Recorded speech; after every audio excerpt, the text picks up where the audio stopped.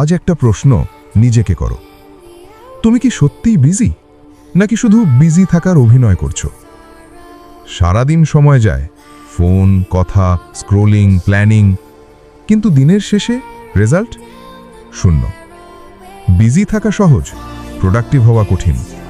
তুমি দিনে 10 ঘন্টা ব্যস্ত থাকতে পারো, কিন্তু যদি স্কিল না বাড়ে, আউটপুট না আসে, তাহলে সেটা কাজ না, সেটা সময় নষ্ট। মার্কেট তোমার চেষ্টা দেখে না, মার্কেট দেখে তুমি কি দিতে পারো। অনেকে বলে আই এম ওয়ার্কিং হার্ড, কিন্তু ডিরেকশন ছাড়া হার্ড ওয়ার্ক শুধু শরীর ক্লান্ত করে, ভবিষ্যৎ বদলায় না।